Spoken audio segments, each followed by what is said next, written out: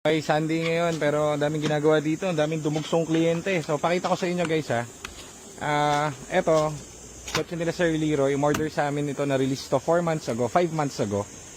Pagka-release ito, wala siyang naging problem sa kotse. Any problem sa kotse, wala. So andito na siya for PMS. So ganun yung mga trip namin. Basta bago clutch niyan and basta bago clutch niyan, tapos refresh engine, wala kayong paproblemahin guys. So walang problem yung, oy Jad, si Sir Leroy ito no? Kamag-anak na bumili rin dito ng ano no. Yung kamag-anak nila, refer tayo, silver ang nakuha ng kamag-anak na. Pagkabili nila nito, yung kamag-anak nila bumili ng isa pang EcoSport. Sa kanila, bayaw niya pala. Oo.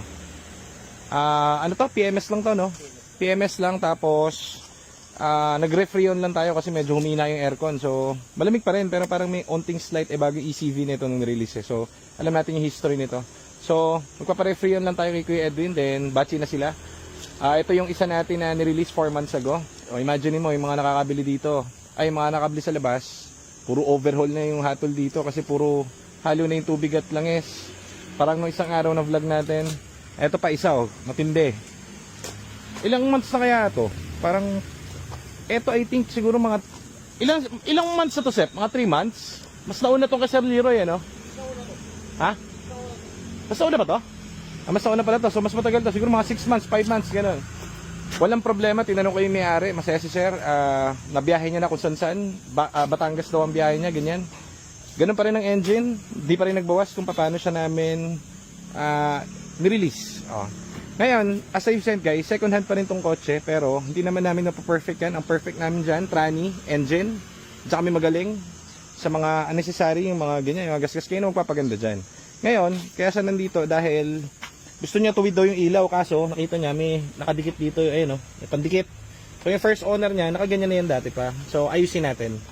Para, gusto niya kasi nung pinapakabitan niya rin ng ilaw to, gusto niya nakaganyan, medyo gumagalaw daw. So papatira natin yan. Hindi natin mapa-perfect lahat ng accessory na nakakabit dyan. Impossible yun kasi it's a second hand car. Ang focus natin guys, tandaan nyo, para makapunta ka ng point A to point B, engine, tranny. Okay, yung the rest, may mga ganyang problem. Kung kaya dito, titirahin natin yan. So papatira natin kay Joseph yan para hindi siya gumagalaw. Yun lang naman. Very basic yung mga nagiging problem dito ng mga nakakabili. Hindi ka magkakaproblema dito ulit ng transmission, ng engine, wala. Okay, so happy si Sir. Very good. So, ayan ang mga nakakuha sa atin. Then, kay Sir Dex pala, long time follower natin to. Dumami pa yan, galing Batangas yan pare. Papakabit lang siya ng door latch kasi napalakas yung pinto ng kanyang misis na napalakas yung tawag dito sara ng misis niya. So ayaw, kanina nakasara